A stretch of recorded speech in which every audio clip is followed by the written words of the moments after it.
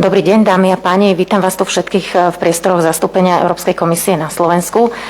Zišli sme sa tu pri príležitosti tlačového briefingu s Európskou komisárkou pre vnútorné záležitosti, pani Ylvou Johansson. Pani komisárka bola včera v Rumunsku a dnes mala na Slovensku celkom nabitý program, absolvovala niekoľko veľmi dôležitých stretnutí s kľúčovými ministrami, ale zišla sa aj s neziskovým sektorom a takisto aj s diplomatickou komunitou. Ja na úvod odovzdám pani komisárke slovo, budem vám jej slova tlmočiť a potom budeme mať teda priestor na otázky. Commissioner, the floor is yours. Thank you. Thank you very much. Good afternoon. I'm here in Bratislava to say thank you to the Slovak people, to the civil society, to the Slovaki authorities, to the government, for all the solidarity have been shown towards the Ukrainian people, all the efforts, all the actions they've already taken. I don't need to remind you on the dangerous situation and the aggression, the invasion by Putin, the war that's going on in a sovereign neighboring country. So, of course, I'm also here to prepare and to discuss how we can even better support Ukrainian people, other people that have to flee from Ukraine, and the Commission also can support Slovakia in this situation. Thank you. Som tu predovšetkým preto, aby som sa poďakovala slovenskému národu, slovenským autoritám, všetkým občanom, ľuďom, neziskovkám, ale aj vláde za to, akú úžasnú solidaritu prejavili voči susedným Ukrajincom, pretože naozaj ukázali veľkú mieru solidarity priamo na hraniciach. Ja vám nemusím pripomínať tú nebezpečnú situáciu, ktorá sa za našimi hranicami deje. Jednoznačne odsudzujeme inváziu, máme tu vojnu, Putin bezprecedentne napadol nášho suseda a som tu hlavne aj preto, aby som vám vedela predstaviť, akým spôsobom môže Európska komisia vyjadriť svoju podporu, ale zároveň aj pomôcť lepšie zvládnuť celú túto situáciu, ktorej čelíme. I have been meeting with the Minister of Interior, the Minister of Foreign Affairs, with NGOs, and also with the Ukrainian ambassador to Bratislava. Stretla som sa s ministrom vnútra, s ministrom zahraničných vecí, s neziskovkami, ale aj s veľvyslancom Ukrajiny na Slovensku. So far, around more than 400,000 people has been fleeing from Ukraine into the European Union, mainly to Poland, Hungary, Slovakia and Romania. Do tejto chvíle máme informácie o tom, že z Ukrajiny utieklo do susedných krajín asi 400,000 Ukrajincov a hlavne teda hľadajú pomoc v Poľsku, v Maďarsku, na Slovensku a v Rumunsku. Unfortunately, we have to prepare for millions of people to come. Na nešťastie sa musíme pripraviť na to, že môžeme očakávať niekoľko miliónov ľudí. At the same time, we have huge and urgent humanitarian needs in Ukraine. A lot of internally displaced people, a lot of humanitarian needs, and you also know about the queues on the Ukrainian side where they need equipment like toilets, tents, hot water, food to be distributed to them. Zároveň teda okrem toho, že Ukrajinci utekajú za hranice, je priamo na území Ukrajiny obrovská požiadavka alebo obrovská potreba humanitárnej pomoci, pretože máme ľudí, ktorí v rámci Ukrajiny prišli o svoje domovy, nachádzajú sa mimo svojich domov, budú potrebovať naozaj, aby sme im pomohli akoukoľvek materiálnou výbavou, budú potrebovať také základné veci ako toalety, stravu, vodu, jedlo a tak ďalej, takže na toto sme takisto pripravení. The aim of my visit and my visit yesterday to Romania and to the border between Romania and Ukraine is to learn directly to discuss the needs. Cieľom mojej návštevy, či už včera v Rumunsku alebo dnes tu u vás v Bratislave, je vidieť v priamom prenose, aké sú tie skutočné potreby, aby sme dokázali zhodnotiť, s čím všetkým naozaj potrebujete pomôcť aj na Slovensku, aj v Rumunsku, ale hlavne na tých hraniciach. I and my services are now urgently preparing necessary decisions to be taken the coming days. So, for example, I hope that already on Thursday the Council will be decide to activate the Temporary Protection Directive. Ja a moji kolegovia v Bruseli sa teraz pripravujeme na to, aby sme v čo najbližších dňoch dokázali prijať veľmi dôležité rozhodnutia. Ja predpokladám, že vo štvrtok už budeme pripravení aktivovať smernicu o dočasnej pomoci. That will give protection for people that have fled from Ukraine. It's going to be the first time ever that the EU activates this directive. Aktivácia tejto smernice by bola prvá v histórii Európskej únie a ide o to, aby sme čo najúčinnejšie vedeli pomôcť ľuďom, ktorí utekajú z Ukrajiny. We're also preparing the possibilities, so it's already there, to deploy more people from the EU agencies, like from Frontex, from Europol, but also from the EU Asylum Agency to the member states most affected. And we are preparing, of course, for funding that gonna be needed, especially for the countries, the member states most affected, but also directly for the refugees. My takisto sme pripravení aktivovať a tie servisy už sú v procese, ale chceme to ešte posilniť a poskytnúť členským štátom pomoc európskych agentúr, ktoré sú veľmi nápomocné.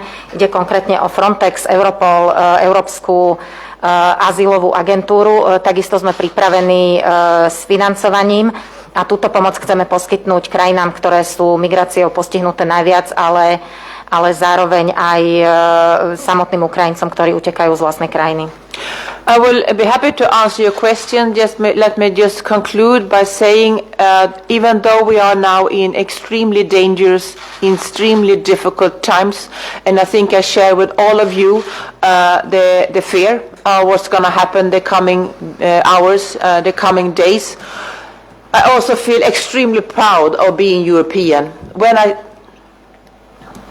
Ja by som sa chcela, predtým než pristúpime k vašim otázkam, chcela by som povedať, že aj napriek tomu, že sme teraz momentálne naozaj vo veľmi ťažkej situácii a v náročných časoch a všetci, aj ja s vami zdieľam ten strach, že naozaj nevieme, čo sa stane v najbližších dňoch, tak chcem povedať, že som naozaj veľmi, veľmi pyšná na to, že som Európanka. European citizens are really showing practical solidarity. They are in an enormous, in a very impressive way, we can see the mobilization of citizens that would like to open their homes, would like to provide food, practical help. We see a lot of civil society. We also see civil servants that also on their free time act and do voluntary efforts.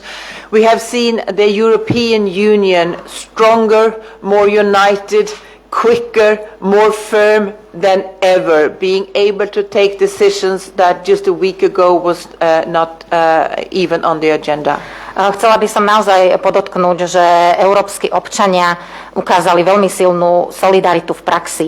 Naozaj som nadšená z toho, že občania aj na Slovensku otvárajú svoje domovy utečencom, poskytujú jedlo, snažia sa mobilizovať, pomáhajú napríklad niektorí úradníci alebo teda aj neziskové organizácie poskytujú svoju pomoc dobrovoľne. A naozaj musím povedať, že v tejto chvíli je Európska únia silnejšia, viac spojená a hlavne rýchlejšia v tom, ako robí rozhodnutia a je to naozaj bezprecedentná situácia, ktorá toto ukazuje. And I think it was very clear in the European Parliament today when President Zelensky spoke. The EU stands with Ukraine, and we stand with the Ukrainians, and we are ready to do what's necessary to support and to prevent further violence. Thank you. Myslím si, že dnes to bolo v Európskom parlamente veľmi jasné, keď tam vystúpil aj ukrajinský prezident. Európska únia jasne ukázala, že silno stojí za Ukrajinou a za Ukrajincami a sme plne pripravení im poskytnúť všetku potrebnú pomoc a podporu. Takže teraz poprosím otázky. Avizo bolo TA3. Nech sa páči. Dobrý deň, Veronika Pancúraková, televízia TA3. Ja by som sa chcela opýtať, vy ste boli priamo na tej hranici, možno čo presne ste tam videli, aké sú tie potreby ľudí priamo tam na hranici? Maybe you could share your experience right from the border where you participated yesterday. What are the exact needs, what people need, and what your impressions are from what you have seen there? Yes, I was at the border with Romania and Ukraine yesterday. Also today, when I spoke to the Slovakian NGOs, some of them were connected remotely exactly from the border. People are arriving, mainly women and children. Some of them are tired, and the most important impression is the strong solidarity that will meet them there directly from citizens, from volunteers, from the authorities, and the good preparation from countries like Romania and Slovakia to receive them, to give them the proper registration, the first support that they need. So at this time it works quite well, but we have to prepare for tomorrow that might be more difficult. Ja som bola včera na rumunsko-ukrajinskej hranici, ale dnes som mala v Bratislave stretnutie aj s neziskovkami, ktoré sa ale pripájali priamo z terénu, takže som videla, ako to funguje aj na slovenských hraniciach. Je naozaj vidieť, že ľudia prichádzajú, sú to najmä deti a ženy a sú veľmi unavení. Ja som videla v praxi silnú solidaritu, ktorá ich tu víta. Tí občania na hraniciach, ale aj miestne orgány sú veľmi dobre pripravené, či už v Rumunsku alebo na Slovensku. Poskytujú veľmi dobrú praktickú podporu hneď z prvej ruky, napríklad aj pri registrácii týchto utečencov. A musím povedať, že v tejto chvíli to naozaj funguje celkom dobre, ale musíme byť pripravení aj na zajtra, keď sa naozaj situácia môže zhoršiť. Some of the needs I see is that many of the Ukrainians that have come so far have had relatives or friends that are actually waiting for them, pick them up in cars and to take them to their homes, be it in Slovakia or in another member state. We can foresee that if this escalates, we're going to see other people coming, other Ukrainians that do not have relatives, and that will call for more accommodation, that will call for more, unfortunately could call for more medical aid, and I would especially mention the children. There are a lot of children coming, and they're going to need special protection. They're going to need to go to school. They're going to need to have their special needs covered. Musím povedať, že v tejto chvíli, čo som videla priamo na tých hraniciach, bolo, že mnoho ľudí, ktorí prichádzajú či už do Rumunska alebo na Slovensko, prichádzajú za svojimi blízkymi, príbuznými priateľmi, takže ich tam niekto víta a čaká, ale musíme sa pripraviť na to, a to môžeme naozaj s istotou predpokladať, že budú prichádzať aj ďalší, ktorí nebudú mať príbuzných, takže budú vlastne, môžeme očakávať zvýšenú potrebu alebo teda zvýšené nároky na ubytovacie kapacity, na byty, ale možno aj na zdravotnú starostlivosť, a čo je veľmi dôležité, prichádza veľmi veľa detí, ktoré budú potrebovať naozaj špeciálnu ochranu, budú musieť chodiť do škôl, takže je naozaj nutné byť práve aj na toto pripravený. Ešte, ak môžem jednu otázku. Ešte, prosím. Vy ste hovorili, že očakávame milióny ľudí. Dá sa to možno nejako špecifikovať? Dá sa to vôbec odhadnúť, koľko by tých ľudí v skutočnosti mohlo chcieť utiecť? You said we can expect millions of people coming. Can we be a little bit more specific, maybe in terms of numbers, or can we even guess how many we can expect? I think it's extremely difficult to, in any good way, make a prognosis. UN are talking about preparedness for 5 million people, but this is really what they think we should prepare for. I used to say millions. I think it's going to be extremely difficult to predict at this stage. V tejto chvíli je naozaj extrémne ťažké úplne vyčísliť, na čo sa máme pripraviť. Spojené národy predpokladajú, alebo teda odhadujú, že by mohlo ísť o 5 miliónov ľudí a na to musíme byť pripravení, a je to niečo, čo by sme mali očakávať, ale ja naozaj hovorím milióny, pretože v tejto chvíli je to naozaj ťažké odhadnúť. Silvia, poprosím. Dobrý deň, Horvátová RTVS. Chcem sa opýtať na ten balík peňazí určený na humanitárnu pomoc. V akom objeme sa s európskou pomocou ráta teraz a či sa tento balík bude podľa potreby časom navyšovať? The question is about the financial package, funding for humanitarian aid. How much money is in play right now, and whether we can expect that we will add some more funds, and how much? Thank you. Sorry, I have not exactly the amount that have already been spent on humanitarian aid. Maybe we can provide you with that later on. But now we must prepare for a much bigger package when it comes to financial aid.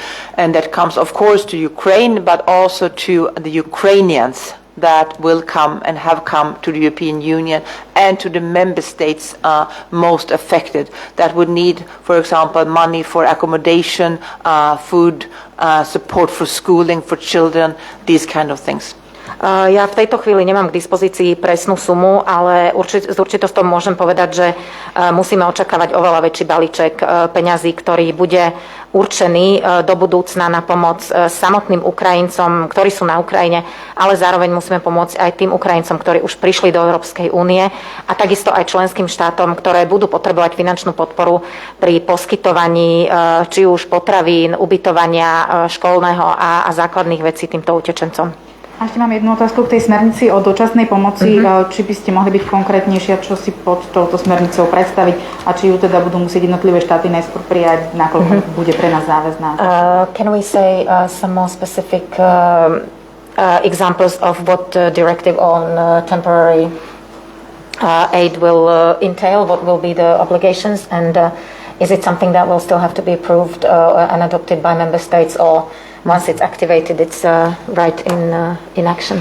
Yes, the temporary protection directive will be decided by the Commission today, hopefully, and then it will go to the Council. The Council has JHA Council has an ordinary meeting on Thursday. And I know that the French presidency would like to have a decision already on Thursday. And my assessment is that that will be a broad support among member states, and then it will be activated. Takže túto smernicu o dočasnej ochrane by mala prijať Európska komisia ešte dnes. Potom tá smernica pôjde na mimoriadne zasadnutie rady vo štvrtok a francúzske predsedníctvo je odhodlané, že teda to rozhodnutie by malo padnúť o tejto smernici už vo štvrtok. Ak sa tak stane, tak smernica bude okamžite v platnosti. And in short, it means that gives a legal base for the protection of people fleeing from Ukraine right now. As you probably know, many Ukrainians that have a biometric passport, they can travel visa-free for 90 days in the European Union. Others that do not have passports, member states are dealing with that differently to make specific temporary legislation, like in Slovakia. There have been a national temporary protection legislation in place, I think, since yesterday. So this directive will give the legal base also after day 90 and for those without a Ukrainian biometric passports. Bude táto smernica napríklad poskytne právny základ pre ochranu ľudí, ktorí utekajú z Ukrajiny. Je tu napríklad taká vec, že Ukrajinci, ktorí vlastnia biometrické pasy, sa môžu po území Európskej únie pohybovať 90 dní bez víza, ale táto smernica by mala poskytnúť ochranu aj po tých 90 dňoch. Takisto by sa mala zjednotiť ochrana poskytnutá ľuďom, ktorí nemajú pasy. And it also contains a list of rights for the individuals, like the support they can have the right to receive from the state, but also the right to work, for example. A takisto v tej smernici bude zoznam práv týchto ľudí, kam patrí napríklad to, že na akú podporu majú právo v členských štátoch, ale takisto napríklad právo pracovať. Čiže aj také Nemecko ovplyvní táto smernica, ktoré si zadalo tú podmienku, že vezme len ľudí s biometrickým pasom. So this directive would apply to Germany as well. Germany has the conditions that they will only accept Ukrainians with biometric passports. So once this directive is activated, then Germany would have to accept people without the biometric passports as well. Yes, the directive will be applied in all 27 member states. Smernica bude platiť pre všetkých 27 krajín. Poprosím, Peter. Peter Hlavek, televízia Joj. Patrí podľa vás Ukrajina do Európskej únie? Ak áno, spĺňa na to podmienky, prípadne aké rizika čo by to znamenalo pre Európsku úniu? Do you think Ukraine belongs to the European Union? What would be the perhaps risks if Ukraine would be accepted? What is your opinion on this? I think that I share with almost all Europeans today that we have the feeling that Ukraine belongs to us and we share values and we are very close to each other. So that is the emotional and value-based approach. To be a member of the European Union is a long and well-regulated path to go. So that will take quite some time. Musím povedať, že samozrejme my všetci v Európskej únii teraz tak emočne cítime, že Ukrajinci patria k nám, že zdieľame rovnaké hodnoty. To je tá emotívna časť, ale na druhej strane musím povedať, že členstvo v Európskej únii je naozaj dlhý chodník, dlhá cestička, ktorá má svoje pravidlá, takže to môže nejakú chvíľu trvať, ale ešte uvidíme. Máme ešte nejaké ďalšie otázky? Vidím tam. Počkajte na mikrofón, prosím. Tieto dve posledné. Áno, dobrý deň, Alexandra Danielová, televízia Markíza. Ja by som sa ešte vrátila teda k tej možnej finančnej pomoci pre utečencov. Už sa kolegyňa pýtala, ale či môžeme povedať možno nejaký odhadovaný balík, ktorý by teda mohol byť vyčlenený pre členské krajiny, ktoré vlastne čelia teraz vlne utečencov, že aká by tá výška tej pomoci mohla orientačne byť. Ďakujem. Can we maybe in terms of funding approximately say how much financial supports the member states can expect, the member states who are actually impacted by the migration waves? We're going to need, I think, a lot of funding, especially for the member states most affected. We are working on that right now. It's too early to answer your question. Teraz je predčasné ešte konkrétne čísla vám poskytnúť, pretože vieme, že tých peňazí bude treba naozaj veľmi veľa a práve sa na tom pracuje, takže neviem vám konkrétne ešte povedať. Poprosím. Nina Janušková, Hospodárske noviny. Ja by som sa ešte opýtala na tú Európsku úniu. Vy ste spomínali, že to je dlhá cesta, ale Ukrajina žiada nejaký zrýchlený alebo špeciálny proces. Viete si vôbec predstaviť, že by niečo také bolo možné? We're back at the EU membership question. You mentioned that it's a long path. Ukraine mentioned that maybe there could be some quicker way to get accession. Do you think something like this can be done, or can you even imagine a faster track? Well, a fast track has never been used for an EU membership, so I don't think I'm in a position to guess on that. But I do think I share with all member states and all part of the Commission that in these days we really feel that Ukraine is fighting for Europe right now, fighting for our values and belongs to Europe. My sme ešte taký skrátený proces nikdy v Európskej únii nepoužili, takže neviem sa k tomu naozaj vyjadriť, ale musím zároveň tiež povedať, že teraz vo všetkých členských štátoch je taký pocit, a ja ho teda naozaj veľmi intenzívne zdieľam, že Ukrajina bojuje aj za Európu a že sme všetci Európania. Máme ešte nejaké ďalšie otázky? Ďakujem pekne. Thank you very much, Commissioner. Thank you.